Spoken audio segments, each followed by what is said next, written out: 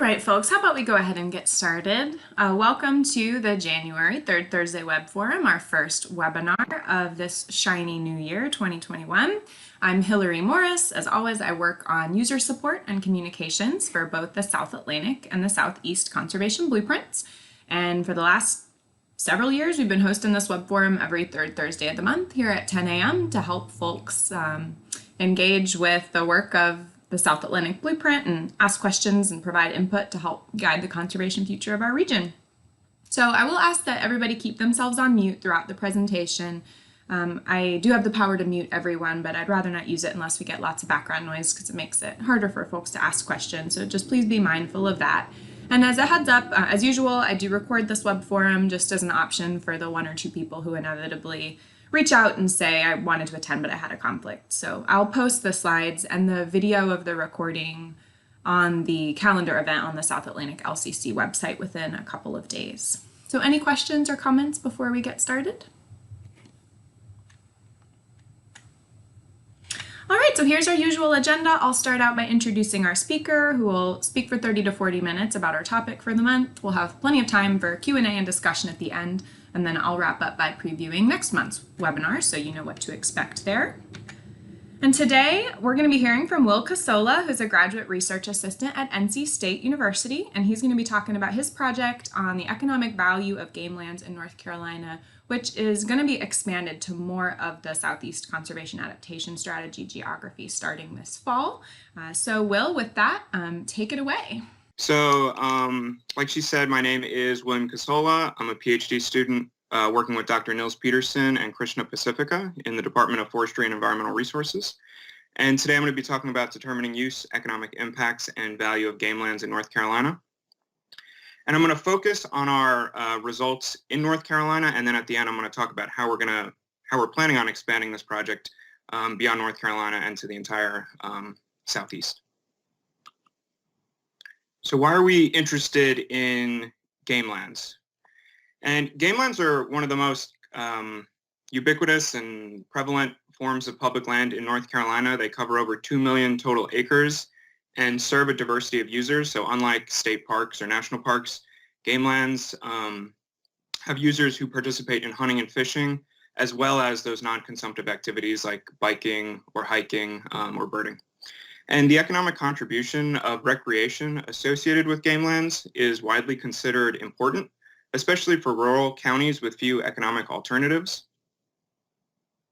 And understanding these economic contributions is critical for decision makers facing questions about how much to invest in game lands, including game land management and game land acquisition. So the Wildlife Resource Commission is especially important in knowing these economic impacts. So just a little overview of the game land system. In green here are all of the game lands in North Carolina. Like I said, it covers a little over 2 million acres of public land. These properties are primarily managed by the Wildlife Resource Commission, but they're owned by a number of public and private partners. So the Wildlife Commission owns some of them, but the vast majority of the properties are owned by public and private partners, including the U.S. Forest Service, the Army Corps of Engineers, Duke Energy, or the Nature Conservancy.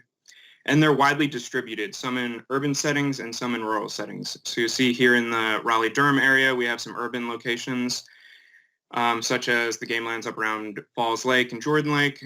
And then in Eastern North Carolina, there's some locations where it's extremely rural. And as we look at the economic benefits, it's also important to understand some of the economic costs associated with these game lands. So the annual management cost for these properties is approximately $8 million, and this is funded through a combination of hunting and fishing license sales, as well as federal matching dollars provided by the U.S. Fish and Wildlife Service Wildlife Restoration Fund. About $2 million comes from license sales and $6 million comes in the form of matching dollars. And ownership varies across the state. As you can see in Eastern North Carolina, the Wildlife Resource Commission owns the majority of game lands, whereas in the mountains, the U.S. Forest Service owns the majority of game lands. So this project had a number of objectives and sub-objectives, but I'm going to focus on our three primary goals, which were to, one, assess game land use by estimating user days for key user groups, to determine the economic contribution of game lands to North Carolina, and to determine the non-market value of game lands by estimating willingness to pay by users, as well as willingness to pay by local residents as reflected in their property values. And I'm going to focus on the results and conclusions regarding all three of these objectives, but feel free to talk or ask about methodology or theoretical framework at the end. We'll have plenty of time. So out of those 94 game land properties, we chose 9 for our study. And these 9 were chosen in partnership with the Wildlife Resource Commission staff because we wanted game lands in a diversity of locations and game lands that offered a diversity of amenities. So some of these 9 are in very urban locations, such as Butner Falls in the Raleigh area or Sandy Mush out by Asheville. And some of them are very, very rural. And regarding amenities, some of these have really specific amenities, such as shooting ranges or field trials areas for hunting quail, waterfowl blinds, and some of them have formal trail systems and boating access areas that are targeted more towards non-consumptive forms of recreation. So at these 9 locations, we had 3 different types of surveys that we conducted. One of them was an intercept survey where we had a team of technicians go out and distribute survey packets to game land users. We did this between 2017 and 2019 and spoke to about 2,200 game land users across the state. And we made sure to focus our efforts primarily on Saturdays, but also on Sundays and weekdays because we wanted a diversity of users. Saturdays are pretty heavily biased towards the hunting group. And so we thought it was important to survey on Sundays and weekdays to get those non-consumptive recreationists also. We also surveyed during hunting months as well as non-hunting months. So we made sure to do some surveying in the month of March and during the summer. And we surveyed on opening days of hunting seasons as well as regular days in the middle of seasons. So in addition to this intercept survey, we also conducted observational counts at all 9 locations. So our survey technicians who were distributing survey packets also took a tally of every single user they observed, every single unattended vehicle, and the location and activity that those users were participating in. And our last form of survey on these 9 properties were a camera trap survey. So at 7 of the 9, we deployed a system of about 50 camera traps, and they captured use continuously between 2017 and 2019. So jumping into objective 1, which is to assess game land use by estimating the number of annual visits at each game land and to assess how visitation changes throughout the year. And this might seem a little bit unrelated to the other economic objectives, but this is critically important because many of these market and non-market values I'm going to discuss in objective 2 are based upon the number of visits that recreate on game lands every year. So to estimate use, we used our observational counts of visitors, and that included counts over 328 survey days. And we built a system of 2 models. The first model estimated annual visitation at each of those 9 studied game lands, and that model took into account year, whether or not the observation was on an opening day, temperature fluctuations, what hunting season was currently open, as well as the day of the week. And then we took the results of those models and built a predictive regression model to estimate visitation at all 94 game lands across the state. And this predictive model took into account the acreage, the county population density, what amenities were available, as well as a regional demand index that used expert opinion from the Wildlife Resource Commission. And what we found at our 9 study game lands is that use and visitation was highly variable. At some locations, the vast majority of users were in the form of non-licensed users. So these are users who are not participating in hunting or fishing. And we can see at Green River in the mountains had the most use, just about 70,000 users, primarily focused around those non-licensed. And that's because it's a popular kayaking and tubing destination, and commercial tubers operate in and around the game land area. All the way down to Neuse River, which is down on the coast near New Bern, and that had about 8,000 visits. So across those 9 game lands, we estimate a total of 200,000 annual visits, the vast majority of which are being made by users participating in non-licensed activities. One of the other things we were able to do out of this model to help inform management and enforcement for the Wildlife Resource Commission was to look at hunters by target species. And this helps them target their management efforts as well as their enforcement efforts during different hunting seasons. And we see this was also very diverse between the 9 locations. At some locations, waterfowl hunting was the most popular, like here in the Triangle at Butner Falls. But at most locations, white-tailed deer hunting was the most popular, as we would expect. And then some locations with very, very specific amenities, such as Sandhills Game Land, where the vast majority of hunters were targeting other species. And this is likely because they have that specific field trials area where hunters can target quail and other upland game birds. So now we expand this using our predictive model. And here I present the top 15 out of those 94 properties. And this is what I consider like the usual suspects. We have our national forests as our top 3. They're the largest, most well-known properties in the state. And the visits that we predicted here are just for the game land portion of those national forests. So not the entire national forest is necessarily designated game land, but these are the predicted visits for the game land portion.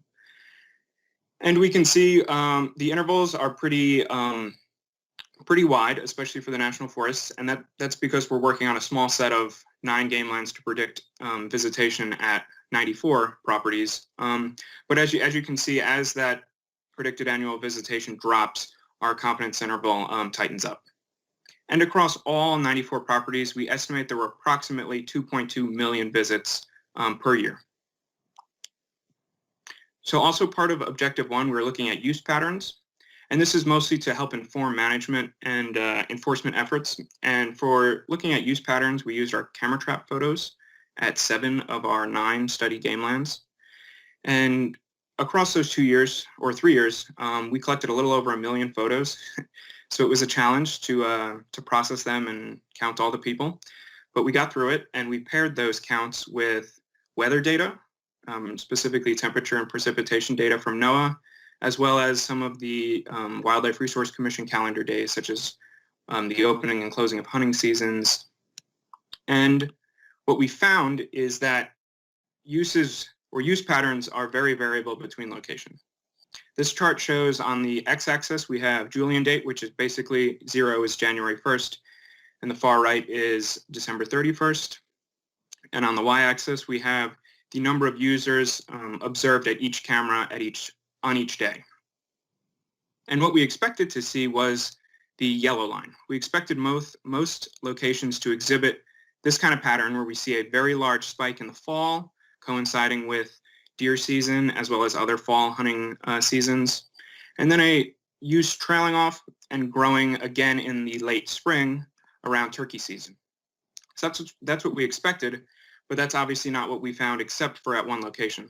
We see at most locations, these bottom 5, use is much more consistent than we had expected. There is a small increase in the fall, as we would expect with those fall hunting seasons, but overall, the changes were not as drastic as expected.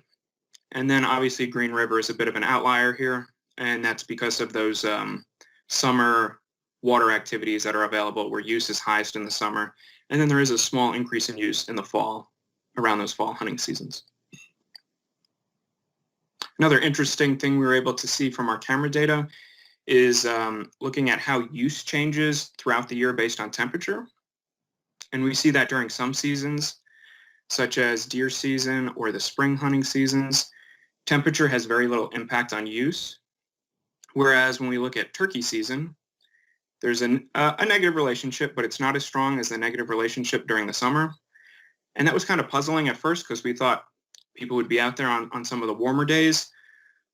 But as you approach this 75-degree average temperature, that means that your high temperature is going to start approaching the mid-90s in some cases. And then when you really think about it, people are going to enjoy recreating on the cooler days during the summer. It's beautiful outside. They want to get out, go go in the water at Green River or just go hiking or birding at another location. So I think that's why we saw that strong negative relationship between temperature and use during the summer.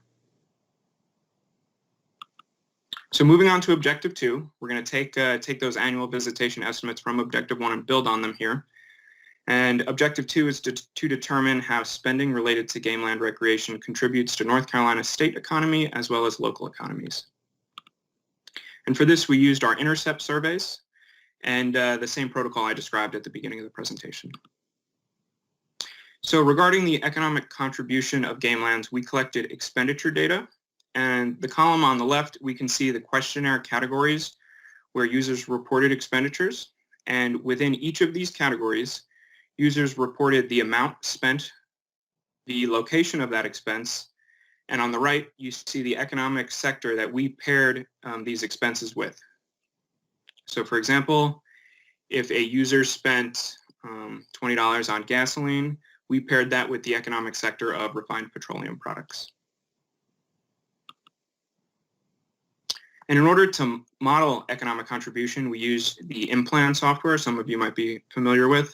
It's called the Impact Analysis for Planning. It was developed between the U.S. Forest Service and FEMA, and it's an input-output model that allows us to estimate the direct, indirect, and induced effects of expenditures related to game land recreation.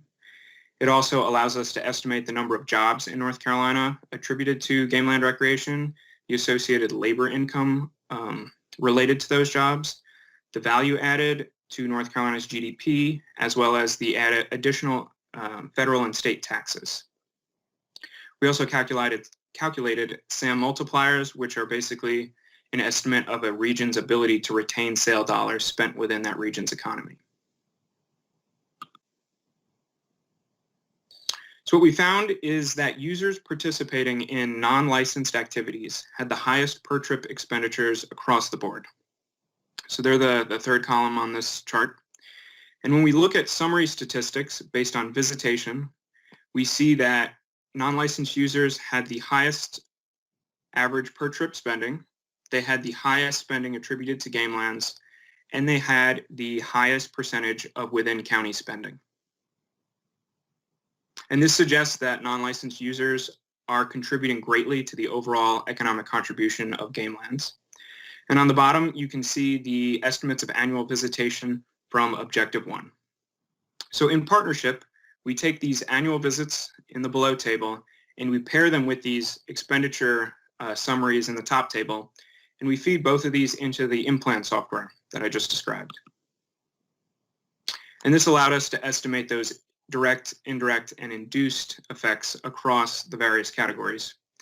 And what we found was that the value added to North Carolina's economy exceeds $140 million annually. So this basically means that the economic contribution of game land related spending to the GDP is over $140 million per year. We also found that game land related spending results in about 2,200 jobs across North Carolina, $84 million in associated labor income, and an additional $18 million in federal taxes, as well as an additional $18 million in state and local taxes. And then on the bottom, you can see we calculated those SAM multipliers that I referred to. And under value added, our multiplier is 1.99. And this suggests that for every dollar spent visiting a game land, an additional 99 cents in economic contribution is generated elsewhere within North Carolina's economy. And so what can we conclude from these results? Our estimated statewide leakage rate and value-added SAM multiplier are significantly more desirable than leakage rates and multipliers from other recreation or tourism studies. And that's really good to hear. And for example, a study in Arizona looking at whitewater raptors had a multiplier of 1.3, and a study looking at waterfowl hunting in Mississippi only had a multiplier of 1.55. So our multiplier of 1.99 was significantly more desirable and suggests that game land recreation has a very significant effect on North Carolina's economy. We can also conclude that primary activity is driving spending rather than demographic differences such as age, gender, or race.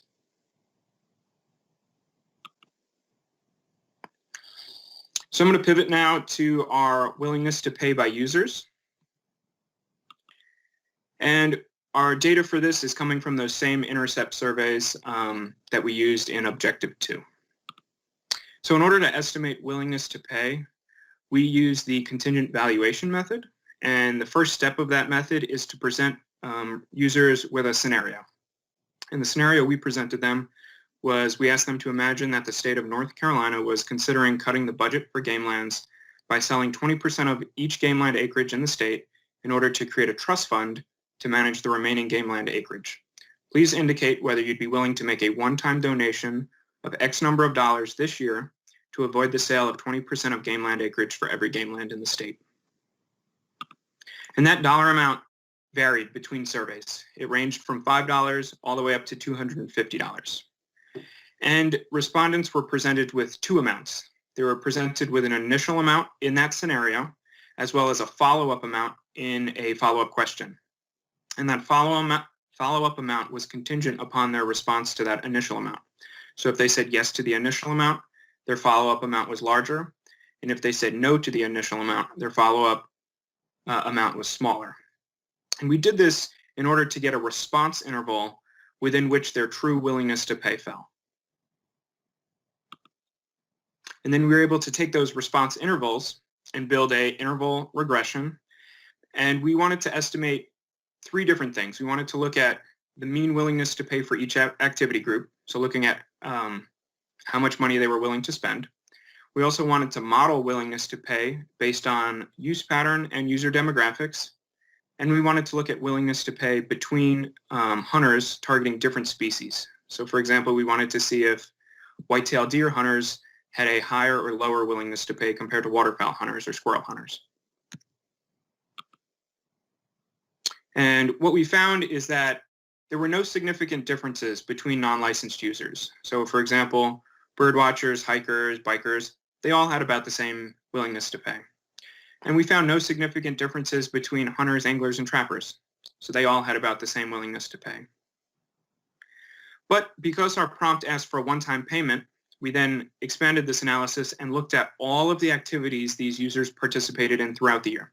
So were these users participating exclusively in those non-licensed activities? Were they exclusively participating in licensed activities? For example, were they only going to game lands to hunt and fish? Or were these users participating in a combination of licensed and non-licensed activities? And this is where our results really got interesting.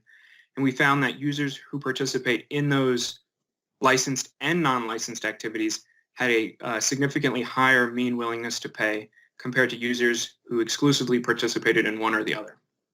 And that is why that's why we say dual users had the highest willingness to pay. So their willingness to pay was approximately $160. And what we found is that these exclusive user groups had about the same willingness to pay, about $40 less, and there were no statistical differences between willingness to pay among these two groups. So when we look at willingness to pay across the entire user base of game lands, we see that willingness to pay exceeds $20 million for that 20%, suggesting that the total non-market value exceeds $100 million.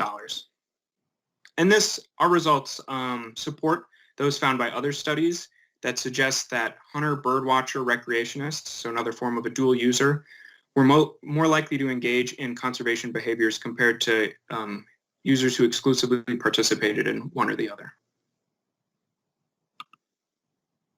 We also found that willingness to pay increases with education, income, and visitation. So when we looked at use pattern and those demographic attributes, for each additional activity a user participated in, their willingness to pay went up by about $7.86, and each additional visit per year increased their willingness to pay by about $12.50. We also saw a significant increase in willingness to pay among those who had a college education, and a small increase in willingness to pay based on income. We also found no statistical differences among hunters of different species. And looking at the data retrospectively, this is likely because there's a high overlap of hunters among different species. There were few hunters who were exclusively deer hunters or exclusively waterfowl hunters.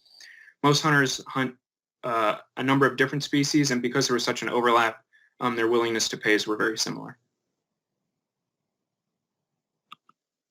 So now I'm going to pivot to the last part of Objective 3, which is willingness to pay by local residents.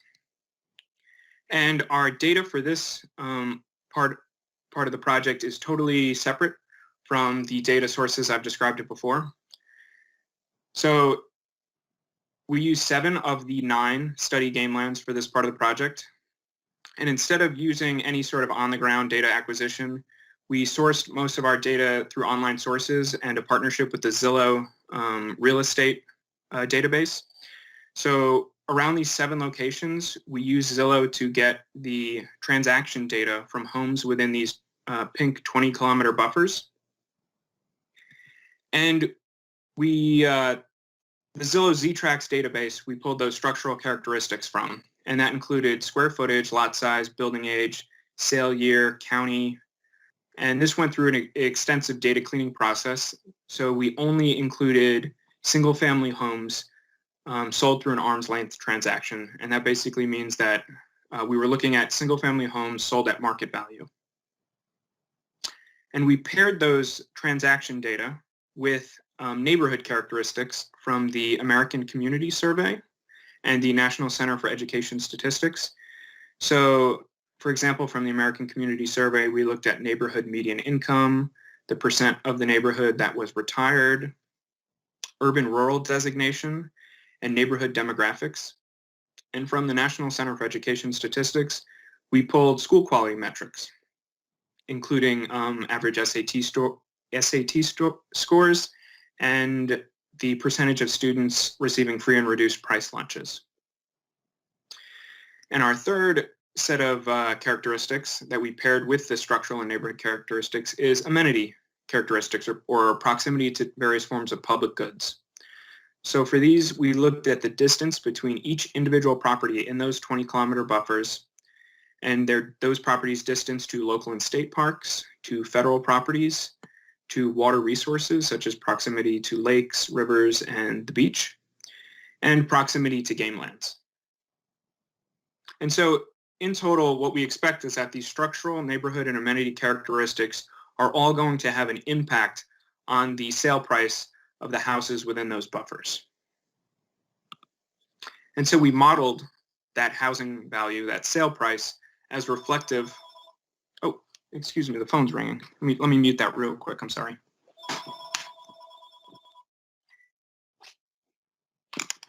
Sorry about that. So yeah, we modeled the sale price as reflective of the composite value of structural, neighborhood, and amenity characteristics. And this was a log linear model, which means that we want the coefficients produced by this model to be negative, which is a little counterintuitive, but a negative coefficient in this context means that sale prices are highest when distance to game lands are minimized. So what we see is that at some locations, there are proximal benefits to living near game lands. At other locations, that proximity has no effect. And at some locations, living near game lands actually may be detrimental to property value. And this is consistent with other literature suggesting that the results from these type of models, hedonic models, are very, very, very location dependent, very context dependent. So for example, at Sandy Mush, we see an increase of about $2,000 in the average price of the homes in that 20-kilometer buffer for every 1 kilometer increase in proximity to the game land. And then down on the coast at Neuse River and Holly Shelter, we see a negative impact of between $4,000 and about $1,500 for every 1 kilometer increase in proximity. However, the results from this model require careful interpretation because of trade-offs between proximity to various forms of public land. And to highlight this trade-off, we can look at Neuse River. Neuse River game land is down on the coast near New Bern. And that game land is in close proximity to other public hunting areas, including Croatan National Forest, which is also in the game land system. And including both of these in the analysis was critically important. So for example, at Neuse River, proximity to Croatan National Forest may provide homeowners with benefits that Neuse River game land might not. Croatan has formal trail systems. It's better well known because it appears on Google Maps. So if you're a homeowner or a home buyer in that area, you'll see it if you're looking at the Google Maps view. It also has different hunting opportunities. Croatan has waterfowl blinds and a few different hunting regulations because it is national forest versus game land. So homeowners might place more value in living close to Croatan as opposed to living close to Neuse River. And that's exactly what we saw.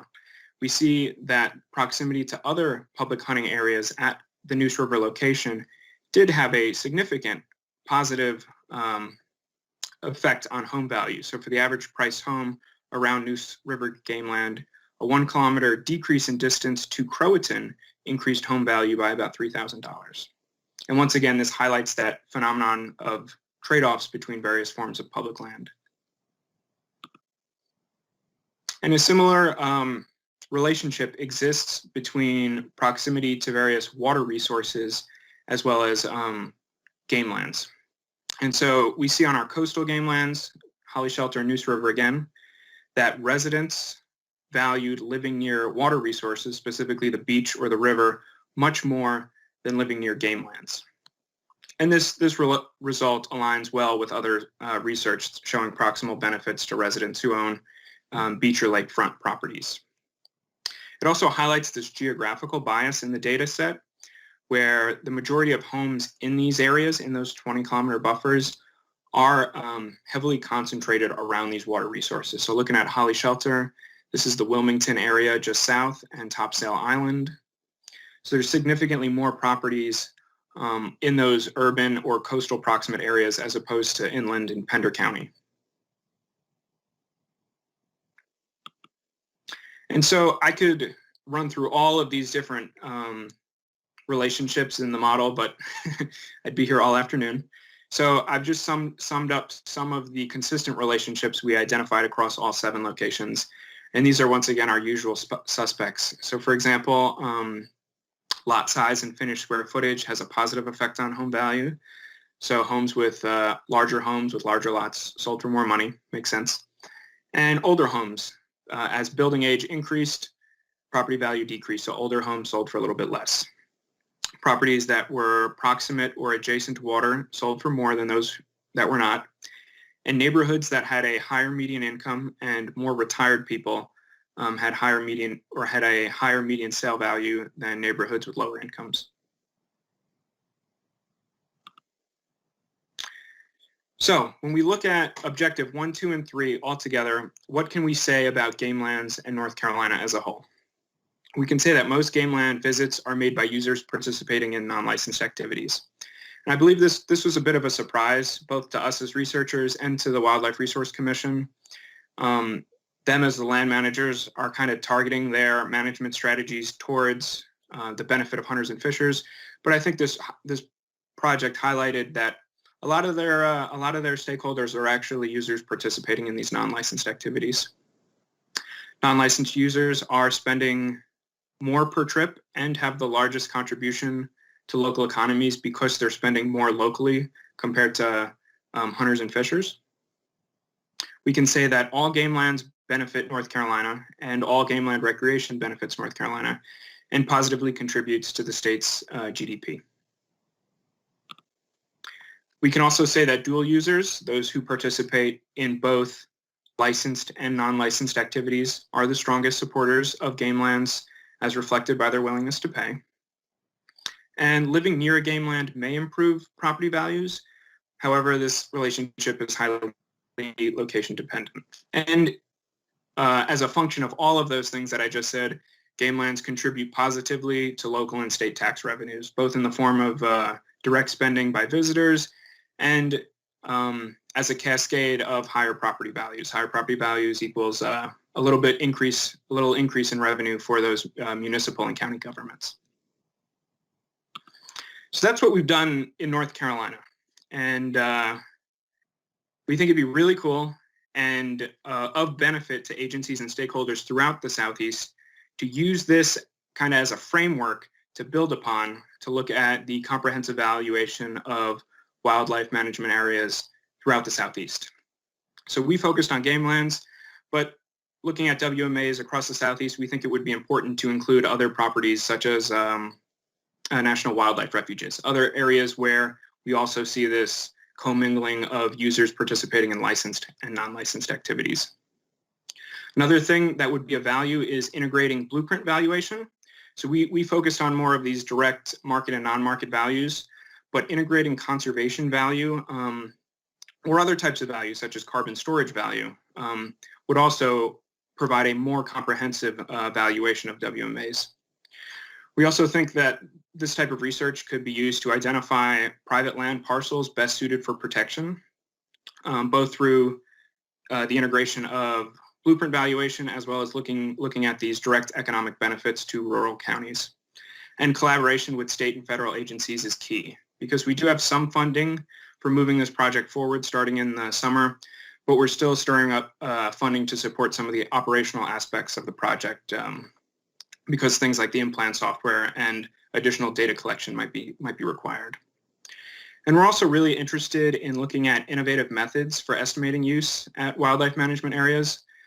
So some researchers with the Fish and Wildlife Service, as well as the University of Washington and Clemson, have looked at estimating use, not using a modeling approach, but instead looking at cell phone data and social media posts and looking at those as a proxy of use. So we're going to be open to integrating these innovative methods into the expansion of this project. And with that, I would just like to thank our funding sources, the Wildlife Resource Commission and the U.S. Fish and Wildlife Service for funding and for kind of on-the-ground support with the project, NC State for their support, as well as the respondents for participating in the study and my long list of field staff involved in data collection. And so with that, I will send Hillary a copy of this presentation, as well as my contact information, just in case you have questions that you think of later in the week or at a future time. And thank you for having me. Awesome. Thank you so much. That was really, really interesting. And we already have a couple of questions in the chat, which is great. I'm going to go ahead and start with John's questions. He was wondering about how you adjusted for percent of game land acreage or management focus and properties availability to consumptive versus non-consumptive users. And John, please feel free to expand on either of these. Yeah, so what we look in the predictive model that expanded our visitation estimates, the game land acreage was included. Obviously, we expected larger properties to have more visitation than smaller properties, but we expected that to plateau at some point. We expected to see diminishing returns. At some point, the property is going to get so big that the interior of it is not going to be open for access. So we accounted for that in the model. And regarding consumptive and non-consumptive users, we tried to include that in the form of amenities available. So most of these properties are seeing fairly consistent use among hunters, unless there's specific attributes that attract specific types of hunters. So for example, white-tailed deer hunters, pretty ubiquitous across most locations. But for example, waterfowl hunters or upland game bird hunters are looking for specific amenities. And by including those amenities in our model, we were able to adjust the number of hunters that we expected to visit each year. And on the non-consumptive side, it was the inclusion of amenities looking at formal trail systems, looking at public fishing and boating access areas, because we saw a lot of use by kayakers and boaters. So we tried to include amenities that would kind of account for those differences in consumptive and non-consumptive use. Great. John, I think you might be on mute if you're expanding on the question. No worries. Thanks, William. I just have a little bit of a follow-up to your answer. I think that's very helpful to understand that. When you said you tried to accommodate or adjust for the amenities, most of the hunting opportunities on game lands are by permit only. So you've got a very finite universe of users. You may have a lot of acreage, but it's restricted to use because it's managed by a quota system. Mm-hmm. In comparison to a non-consumptive user, during non-hunting activity, they have access to all acreage if there's not another use going on. So there could be a misrepresentation of availability. It's not carefully adjusted for. Definitely. Definitely, we did not include the permit system in our model, but as part of the process, we would send our estimates of total use as well as use broken down by hunter, non-hunter, and or hunter, angler, and non-consumptive.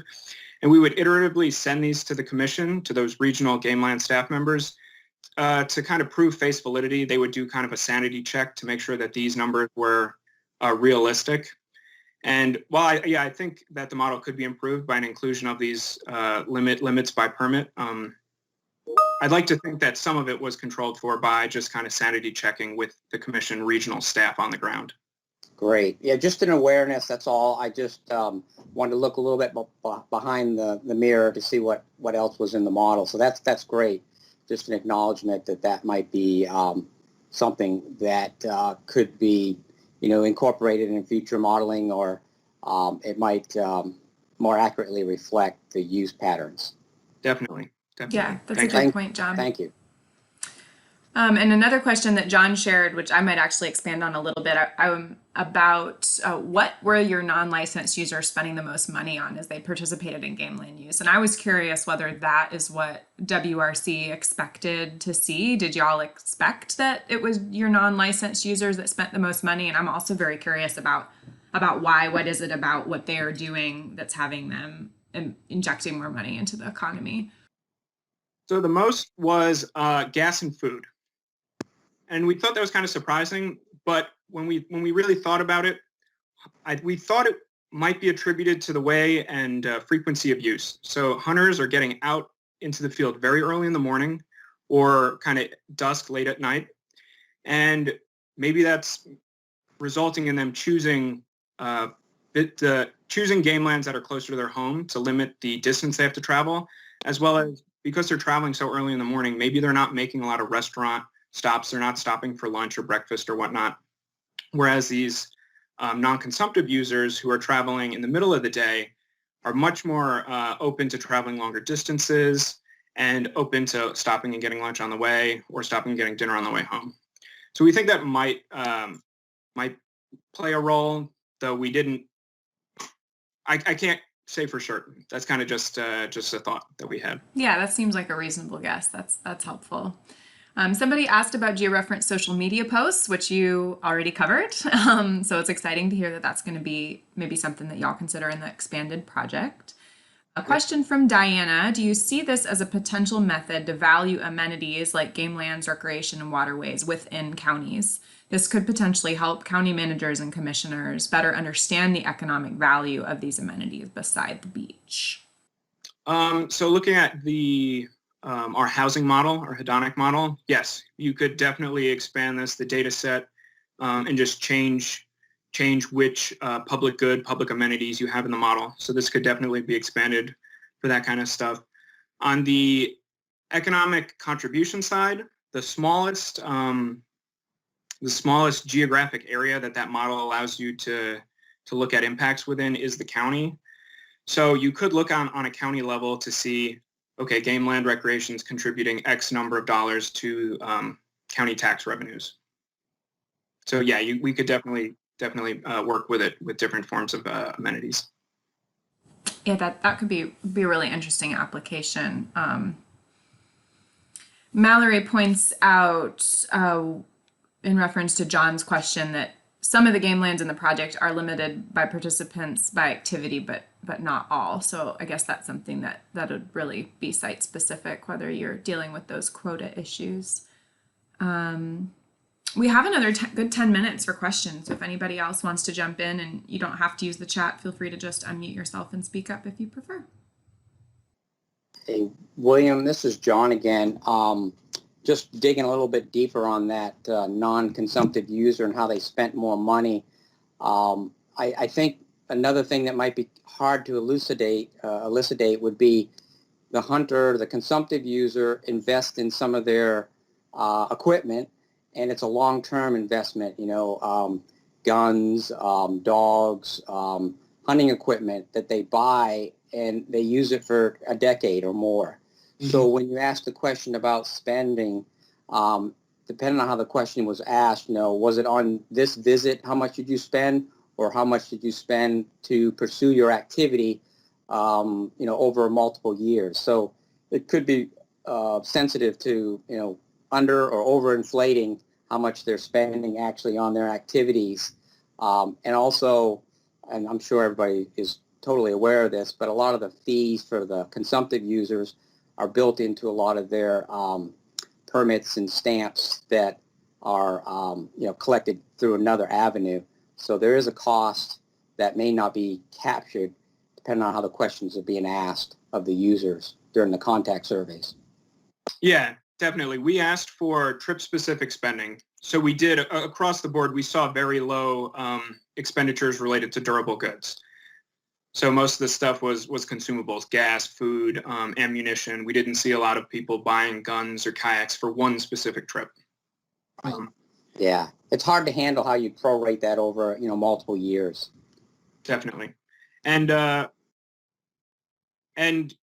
compared to other studies, I've seen it integrated other ways where you can look at like over the course of an entire year, how many like new guns did you buy? But once again, if a hunter is participating in hunting on private land and public, and like you said, it just gets real difficult to. Right.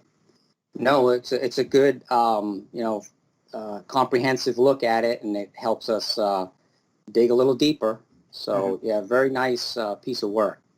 Thank you. Yeah, the part about the fact that it can have that it can actually increase revenues for counties and cities, I can see that as being really powerful when city and county officials and staff are concerned about taking land out of the tax base by creating a public land and showing that it can kind of counterbalance that. Rua says, great point, hard to address, but one known place where the estimates are underestimated is for big purchases. That was just for John, just to yeah, that's such a great point of a thorny, like when William said at least this much, it's such a great example of saying, hey, here's a known place, because those are really big purchases that affect the tax base. They'll be like, it's at least this much, and here's one known thing that we're not capturing. And so I think that's a cool thing to get people, just because it's too hard to attribute. Right. And a lot of those consumables that we were able to capture, like stops at local restaurants or buying snacks at a gas station, those are much more easily contained within the local economy. And I think that's one of the reasons why we saw those high multipliers compared to some other studies. We've got two hands up. Lilibeth, do you want to go first? Yes, thank you. I just first want to thank William for the presentation. I've found it very, very, very useful and informative. I do have two questions. I'd love to hear more about what went into your comparison of property value when you talked about the Neuse River game lands having a negative effect a negative effect on the value of properties that were in closer range or proximity to that game land versus the Croatan forests, which are relatively close to each other. I wonder if you took into account the proximity to urban lands, to more city centers, because that might skew your results. It's obviously Croatan has more proximity. It's on the other side of the bridge. I live in New Bern, so that's why I'm particularly interested in that. And if you took into account the urban centers as another point for real estate value. Yeah. So what we were able to capture was we used the census designated urban rural zones. So for example, the city of New Bern, any home in that area would have been labeled as an urban property, and any home outside of New Bern would have been labeled a rural property. So we weren't able to get proximity to an urban center, but we were able to get that that binary indicator, whether it was in an urban zone or not in an urban zone. And then I have one more question, just to know if you have more information on your demographic attributes. You mentioned that you did not find any significant differences within your demographic groups for when you were specifically talking about the multiplier significant contribution. Mhm. So what were the demographics? Did you have a variety of users represented, or did they all fall kind of into certain age or income or race? Yeah, the group, especially among users participating in licensed activities, hunters and fishers, were not a very diverse group, overwhelmingly white, mostly men. The non-consumptive group was a little bit more diverse, but once again, majority men and majority white. So I will say not seeing those differences could definitely have been a factor of just having such small and limited diversity within the sample group. Okay, thank you. That's very nice. I appreciate it. That's it for me. That's it for me. Thanks. Yeah, and it's kind of more of a comment than a question, I guess, but just kind of building off what Hillary said a little bit about how this is important information for counties and especially these rural municipalities to be thinking about how potentially wildlife management areas could be contributing to their economic base through kind of those consumptive goods and sometimes property values. Do you think it could also help them plan? Like I've worked in some areas where they kind of mentioned that there's very little infrastructure. So they might have an outdoor amenity like a trail, but it's kind of removed and there are no restaurants and there are no hotels. For me, I really resonate. I love going hiking and then going to eat a cheeseburger afterwards. That's the best. But if I'm going to be traveling, sometimes you want to go to a destination spot and having that infrastructure can really, really help. I'm thinking about places where I've been where you kind of have to hold your breath if you're running out of gas because you might not find a place or there's just no place to kind of get extra food and stuff. And I'm wondering if you can see where you can make recommendations to places to kind of build out that infrastructure for a more recreation-based economy. Definitely. When you say infrastructure, I'm thinking we can attract users through two different types of infrastructure, both that, like the economic infrastructure around the game land and restaurants and gas stations and whatnot, like you said. And there's definitely a lot of room for improvement, especially in some of those rural areas. I think it might be difficult to make the case on a county level that this game land is going to result in X number of dollars if you open a business here. I think that argument might be difficult to make with our results, but it definitely shows that there is a demand out there. And then another type of infrastructure that we've discussed with the commission is infrastructure on the game lands that attracts a diversity of users. And then I think the commission acknowledges that that's also an area of potential improvement where they can improve parking lots or expand various amenities available, improve trail systems to encourage a more diverse group of users, and then that would have a cascading effect on that local economy too. Thanks.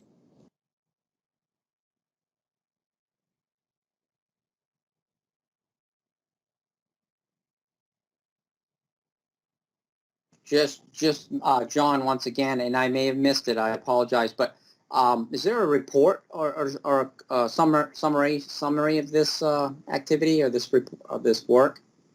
So the commission is still it's with the commission in review. Okay. It should be coming out, and once available, I can send it to Hillary if you'd like to distribute it. I would love to. That would be really great to feature in the newsletter. So help me remember to get that report from you, and we can maybe even have you do a blog in the newsletter, just summarizing some of the results, and we can link to the recording of this web forum. That would be great to help get the word out. Awesome. Good question, John. All right, so with that, I think I'm going to cut questions off there just so that I don't hold us late. But let me go ahead and share my screen again and just give you all a preview of next month's web forum. That's going to be on February 18th, same time, same connection information as today. And we'll be hearing from Mallory Martin, who is the coordinator of the Southeast Conservation Adaptation Strategy, as well as Sean Johnson. He is the director of the Center for Natural Resources and Environmental Policy at the University of Montana. And they're going to be talking about a formal assessment of the Southeast Conservation Adaptation Strategy, or CCAS partnership. Most of you probably know that CCAS is a regional conservation collaborative initiative that's directed toward achieving a connected network of lands and waters to support thriving fish and wildlife and improve quality of life for people. And so this CCAS Futures project assessed the partnership, including an evaluation of its governance structure and how it provides value to its partners. So Mallory and Sean are going to recap the approach and the findings of the CCAS Futures project and talk about the strategy that we're going to use to implement the recommendations from that project so that we continue to make progress toward the CCAS vision and goal. So that's what to look forward to for next month. I hope you'll join us. And then lastly, I always like to end on this slide, how to get more involved in the blueprint. I encourage you to join the South Atlantic web community. If you go to southatlanticlcc.org and click sign up, that will get you signed up for our monthly newsletter, as well as a monthly reminder email about this webinar. You're of course always welcome to connect with your blueprint staff. That's Mallory and Rua and me and Amy and Louise here in Raleigh. Of course, other members of the cooperative, other blueprint users are always fair game to talk to as well. And then encourage you to explore the Conservation Blueprint online and reach out to us if you're interested in using it in your work or learning more, and we're here to help. So that's it for me. Any parting questions that may have occurred to you in the last 2 minutes before I let you go? This was a great presentation and a fantastic start to this web forum series in 2021. Thanks. Yeah, I really appreciate this, Will. This was fascinating, and I'm so excited to see where this goes once we expand the scope to more states. I think this is going to be really, really interesting. So thanks again. Thank you, and I'm excited to expand the project. Yep. Awesome. Thanks. Appreciate everybody tuning in. Have a great rest of your week.